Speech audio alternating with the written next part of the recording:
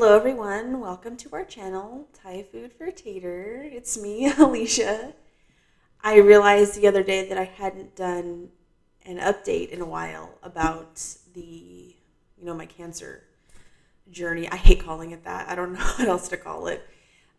Also, I am testing a new microphone. If you're wondering what was moving down here, I don't really have quite a place to set it at this point. So just testing it for now. Hopefully the sound is going to be much better, continuing to at least try to update the stuff that we use for this channel.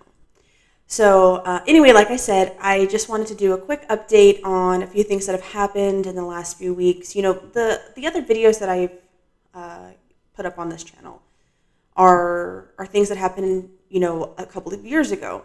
And they were, very,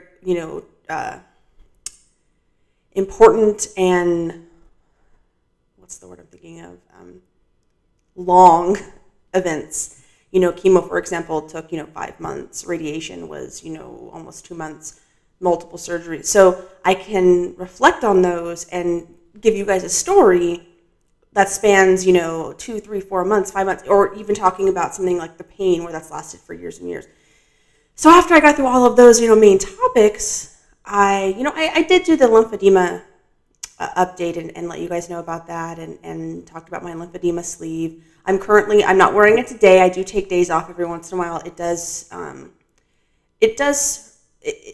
typically helps with the pain, but every once in a while, especially if I'm typing a lot and I'm bending my arms or I'm driving, I sometimes have to take a break from it. So every once in a while, I'll give myself a day off. So today I'm taking a day off. Oh, but interestingly, I do have this thing. I got this on Amazon, actually. You probably can't see it on the video. But it was like $10 on Amazon. But I wear this when I don't have the sleeve on, and it says no needles or blood pressure this arm. And so that's just something, in terms of, because I have lymphedema. If I were, let's say, for example, like in a car accident and I were unconscious, then any medical professionals would know not to do anything in this arm because it could cause major problems later on. So that's great. Anyway, so I just wanted to give a quick update on a couple of things, like I said, that have happened in the last couple of weeks. I don't have a huge major stories. Like I say that now, and I bet you I'm going to talk for like 15 minutes about some story, but I don't anticipate that I do. But I had a mammogram about a month ago. And so with the mammograms, I had my initial one when I got diagnosed. And then, I went through all the treatment and stuff, and they try not to traumatize you too much. So you have to wait so many months. I think it was the 6 months after my surgery, I had another mammogram. And that's when they give you like the all clear, like, yes, the cancer is gone. Because, this is something that we discuss in our support group is, when do you consider yourself cancer free? Is it when they removed it from surgery? Is it when you finished all your treatment? Is it when you get that final, like, post-treatment mammogram or biopsy? And so for me, it's that 6 month post-surgery mammogram because, they tell you, we're pretty sure we got all the cancer with surgery, you did chemo, radiation, but having that, mammogram kind of gives you like, okay, everything worked and now you've got the all clear. So that's an important date for me. But also, since then, because I have a history, like I had to get one every, 6 months. And that's on top of like the occasional, MRI or CT or whatever, I've had so many scans. Like when I go in, like I went in for the mammogram, last month, I go to Desert Radiology and they'll ask, have you ever had a mammogram? I'm like, yes. They're like, when and where? I'm like, well, one, I've had them all through you guys. You should have that in your files. But also I couldn't even list just the mammograms alone, how many I've had in the last 3 years. And then I've had other appointments where I have had to list, have you had any imaging done? When and where? And I'm like, do you have 4 pages of paper? And also, I don't remember all. There have been so many I don't even remember. Like when I first got diagnosed, I could say, okay, there was the one at Desert Radiology, and then I went to Steinberg for the MRI, and then I had the other. Like now, there's just so many. Like I have all of those. I save everything, so I have all of my paperwork. But I couldn't remember that all in my head, so it's just a funny thing. But anyway, so I went in for my mammogram, and I still get them every 6 months. And I went in, and of course, any of you women who have had them, it's horribly uncomfortable. And especially after you've had surgery to your breast, it's just, and it's like part of you is like, okay, please get the best image you can. So just, do what you have to do, but also please, God, don't kill me, it hurts so much. But I got a letter from Desert Radiology like within a week, saying normal. And they always say, obviously talk to your oncologist or your referring physician to go over the results with you. But then I talked to my the oncologist office. I'm sorry, I was blanking for a second. They called me, let me know that they got the results and they were normal. And I don't see my oncologist until I see her like in 3 weeks. So we'll go over those in more detail. But so this is kind of the part that made my heart skip a little bit. Was about a week ago, I got a call from my surgeon. So if you've been following these videos like this, it's just, there's so many ins and outs to this. But basically, I had a surgeon who did my surgery. She did both of them, the same surgeon. She was excellent. And I had it was like 48-hour checkup, 1 week, 6 months or whatever it was. I did all those. And then I never saw her again. And I just assumed that was standard. Well, apparently it's not, that you're supposed to see the surgeon even like a year or 2 years. And I wouldn't have known that. And they never scheduled those appointments with me. So when I was talking to my oncologist, last year about all this pain I was having in my arm and the scars and stuff, and a lot of tenderness, she's like, well, what does your surgeon say? And I'm like, I don't know, I haven't seen her in like a year and a half or whatever, how long it had been, 2 years. And she's like, that's not how it's supposed to be. But how would I have known that, And so she referred me to another surgeon who's in the same, office, the same facility. And she's like, I'm going to refer you to her. I can make an appointment. You can, she's like upstairs. You can go see her next week or whatever. And she's highly recommended. I'm like, great. And she said, she won't be doing any surgery on you, but she will be able to tell you about the surgical implications for what's going on with you. And so that's when I saw the doctor, and she is the one who referred me out to the lymphatic therapy. So, anyway, so I get this mammogram done a month ago, and I get the results from Desert Radiology saying normal. And now, in the past, when it says normal, I'm always like, because sometimes I've talked to my oncologist, and she's ordered other things, because she's like, well, I saw the imaging, but, I know you have XYZ, so let's do a backup imaging of this just to double check. So I'm usually reluctant to be like, oh, great, celebrate, But, normal's better than Desert Radiology saying they are seeing something, So it's like leaning towards good news. Anyway, so I get a call from my surgeon like a week ago, and it's her assistant who's just, everyone there is great. And she said, okay, the doctor wants to schedule you for a 3D mammogram. And I'm thinking, like, why? But I'm letting her talk. She's like, the doctor wants to schedule you for a 3D mammogram. It's going to be better imaging, blah, blah, blah. And so I'm like, okay, she's like, do you usually go to this location or this location? And so I'm telling her, and I was like, I don't want to be rude, but I really need to interrupt real quick. I had a mammogram a month ago, and I know my regular oncologist ordered that, and you're my surgeon's office, but like in my mind, I'm thinking they should all know. Or are they calling me because she's picked up on something on that mammogram and she wants me to go in for it? I'm like, I don't know what's going on, but that's not good news, And so the assistant was like, that's a really good question. I'm not sure. She just put in the order. So she's like, I'm going to double check with her if she wants to follow up on that mammogram because she saw something, or if she was unaware that mammogram had occurred, because I said it was like 3 weeks ago, 4 weeks ago. I couldn't remember the exact date. And so she's like, I'm going to call you back and we'll get this sorted out. I was like, okay. So I didn't hear from her for about maybe like 2 days. And so those whole 2 days I was thinking, oh my God, like they saw, she's picked up on something on that imaging and she wants to send me in for this like better resolution one. And I'm thinking, oh my God, because when I go to Desert Radiology, they always tell me you have really dense breast tissue and you have a lot of scar tissue.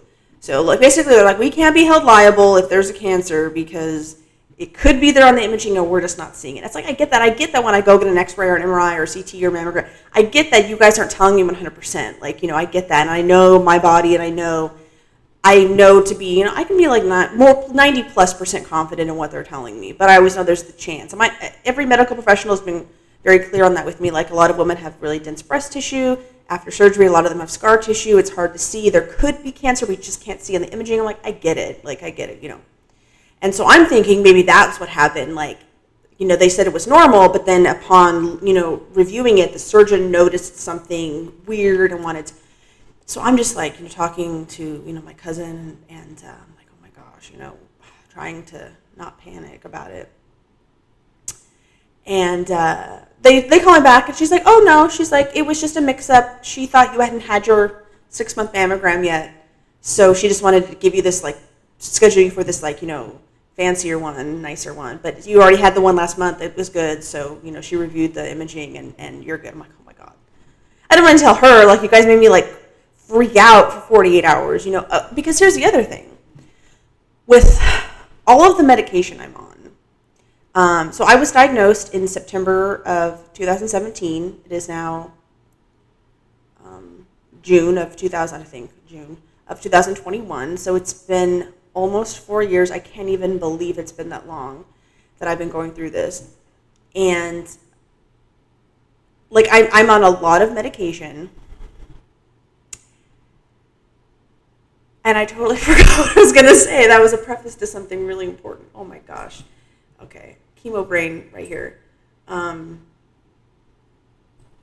don't remember. It was really important. Medications. Oh, yes. Okay, it was important. I said it was important. It's probably going to be stupid, but it's not. So all of the medications I'm on, to keep the cancer from coming back. And I've talked about it in these videos, like these horrible side effects that I have, the brain fog, which, is not as noticeable. It's more annoying than anything. But the constant pain, the weight gain, the fatigue, actually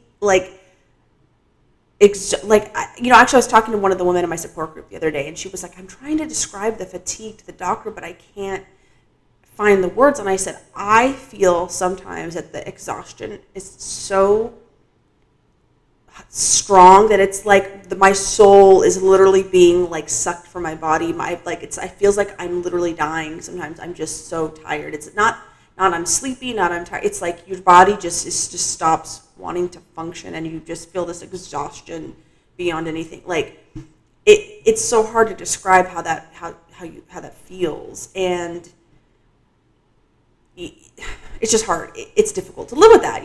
The majority of the time, not every day. Today I'm feeling, all right. I feel a little tired, but it takes me a while to like kind of get up and get going in the morning. And I think sometimes, you're thinking, well, I mean, that's just, at least you're in your late 30s. What do you expect? Yeah, of course. Life's never pain-free, and as you get older, things are going to get more difficult, of course. But this clearly is a result of my medication, and it's extreme. And like I mentioned before in the videos, that the joint pain is excruciating. I can barely get out of bed sometimes, and I have like 8 different things I have to do. Sometimes it's pain medication. I try to avoid that if I can. So it's like heating pads or ice packs or hot showers or baths or yoga or what. It's just like I spend half my day trying to get rid of the pain. Like, okay, so I don't want to go on a whole tangent about that. The point of it was that I've talked to you guys about all these horrible side effects. And this conversation I've had with myself about, quantity of life versus quality of life. And because here's the thing is, if I didn't take any medication, the fact that I've already had breast cancer, if I decided I'm going to take no medication, I'm just going to let, fate be what happens, I have a 1 in 3 chance of it coming back. Like 1 in 3 women who don't take any medication after getting breast cancer will get breast cancer again. And I've seen it time and time again with women in my support group. They get it again, and it's often a higher stage. It's metastasized even more extremely. And this isn't always for women who aren't even on medication, because there's the other part. Even on all these horrible medications, I still have a 1 in about 8 chance of it coming back. So even with all this shit that I'm going through, still 1 in 8 chance of it coming back in the first 5 years. So, when I've thought about that, like, do I want to get off these medications? I'll feel so much better. But then it's like, but then I think about those statistics. I'm like, God. But then I think, well, shit, it's still 1 in 8. Even on all this medication. So 1 in 3, 1 in 8. It's not like it goes from 1 in 3 to like 1 in 100 and be like, oh, okay, it's worth it. It's worth it. It's like, well, I could still get it again. And I saw this happen to one of the women in my support group about a year ago. She was my age in her original diagnosis. She was like in her mid-30s. She stage 2, did everything that most of us do, chemotherapy, surgery, radiation, and it came. She was like maybe I think 2 years, 3 years out of her treatment. Was doing much better. went in for a mammogram. They saw it was back. It was like, I think it was stage 4. Or they weren't sure, I think that's what it was. It was maybe stage 3, stage 4. It happens that they have to do more tests to kind of figure out what's going on. And she ended up passing away within like less than a year. Now, I didn't know her very well at all, but like someone I know knew her. And it's just like, and thinking this woman wasn't even 40 years old. She had like 2 kids. And this isn't even a unique story. This kind of thing happens all the time. So I'm living in this constant fear that it's going to come back, And every time I get a mammogram, I think, okay, because I'm just convinced. I'm like, it's going to come back. It's definitely going to come back because that's my fucking luck. And it's going to be this one. This is the one where it's going to come back. So every time I get a mammogram, I'm like, okay, I've had a couple years of no cancer. Now it's time. And every time I'm just like, oh, I can't believe it. Like, I'm just convinced it's going to come back, And like, not that I'm being, delusional about it, because, it very likely, I will, like, the fact that I've already had one type of cancer means I have a higher rate of, within my lifetime, getting any other type of cancer. So I will almost for sure get some type of cancer again. But within the first 5 years, I have a very high chance of getting breast cancer again. So, like I said, I was just going to give you a quick update, and I'm pointing to my timer. You can't see what I'm pointing at. Like, but like I'm already talking for like, almost 20 minutes. But anyway, those are just some thoughts I've had. And, just know that, because I know my friends and family, watch these videos, and a few strangers, which is cool. Hopefully more people, learn from my experience or gain some knowledge from my experience. And I don't want to make it seem like I'm complaining all the time. But a part of this is very, therapeutic to be able to talk about it out loud, not just in my head, or not even just writing it down, and being like brutally honest, because like you might be watching this video, but right now I'm just kind of talking to myself, so I can kind of just really be honest. And it is really hard. It's really hard, and I don't want to be, because my friends, like for example, I had a friend who I hadn't seen in probably a few months. I saw her last month, and I had passed this, I'm a PhD student. I had passed my prospectus defense. It's a huge landmark in my program, or in any PhD program. I'm at the very last part of my PhD, getting my PhD, that process. And so it was like this huge thing I passed, and so we were celebrating, and it was this night of kind of just being all about me and this great news. And of course, it always, as is understandable, it comes up, the question of how are you doing? How's the treatment? How are the medications? And so of course we're all drinking a little wine, and I'm like, because it's just like, I don't want to talk about it all the time, but if someone asks me, I'm going to be honest, like, it's fucking shitty. And even best case, like, I probably, in the last 3.5 years, this is the best I felt in 3.5 years. My hair's growing back. I'm not dying actively, and I feel pretty good most days, sort of. Like, that's the best that's happening right now. It's hard. It's hard to say, like, this is my new life. This is my new normal, that, I'm only in pain 4 days a week instead of 7. Like, so it's just like, but also, for anyone, whether it's breast cancer or any other type of, medical issue, when you don't want to be the downer all the time, like, oh, my life sucks, because my life doesn't suck. I have some great things happening in my life. I have a great job. I have 2 jobs. Both of them I love. And, I have great family and friends, and I'm doing well financially. Everything could always be better, of course. But, reflecting back, at least on the last few years, thinking of what could have happened, I could not even be here right now, So it's good to reflect on that. But also, I'm not going to pretend like this bullshit hasn't happened and that I'm perfectly fine, because that's not true either. And I feel like that's where, because I've seen this with people, I think we all know people like this who are like, oh, everything's fine, let me just bottle everything up, and then they explode. You're like, why did that person freak out? Well, because no one was there for them to talk to. They didn't have an outlet for talking about their pain, whether it's physical or mental or whatever, you know what I mean? So it's just like, I don't want to be the kind of person that's complaining about my health all the time. But also, I deal with it every second of every day. So if someone asks me, I'm going to be honest, I don't know. You guys know what I'm talking about. It's hard to balance that. Okay. I didn't want this video to be this long. I was literally like, I'll make like a 5-minute video. Okay. But my thoughts, and, you know, I got to test my new microphone. We'll see how it works. And, you know, I don't know what else to update you guys on coming up in the near future. I'm sure I'm going to jinx myself now. I'm going to be like, oh my God, I just heard this news from my doctor. Hopefully not. And, you know, but I'll see you guys in the next video.